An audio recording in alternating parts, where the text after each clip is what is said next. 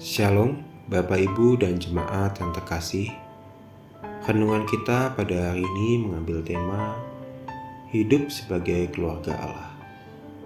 1 Timotius 3 ayat 14-15. Semuanya itu kutuliskan kepadamu, walaupun kuharap segera dapat mengunjungi engkau. Jadi, jika aku terlambat, engkau sudah tahu bagaimana orang harus hidup dalam keluarga Allah, yakni jemaat dari Allah yang hidup, tiang penopang dan dasar kebenaran. Apakah hidup berkeluarga perlu ada aturannya? Tentu saja perlu. Segenap keluarga perlu menyepakati aturan-aturan yang perlu dijalankan bersama.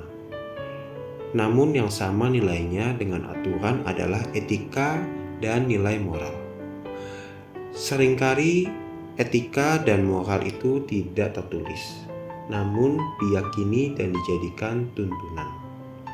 Mungkin tidak ada aturan jam berapa seorang suami atau istri harus sampai rumah sepulang kerja.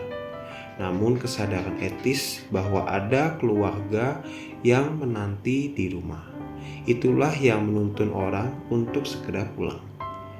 Kalau sudah pulang kerja tanpa pamit, malah nongkrong di kafe sampai lewat tengah malam, itu namanya melanggar etika. Apa yang dijelaskan oleh Paulus kepada Timotius pada pasal 2 ayat 1 sampai pasal 3 adalah tuntunan moral dan etis bagi jemaat, pengawas jemaat, dan diaken di tengah jemaat Kristen pada masa itu. Jika kita baca, memang sangat ideal dan luhur. Barangkali sampai-sampai kita bertanya-tanya, siapa yang sanggup memenuhi pedoman itu? Tapi ya memang demikianlah semestinya jemaat Kristen dipimpin sebagai sebuah keluarga Allah. Yang namanya pedoman etis tentu perlu dibuat seideal mungkin.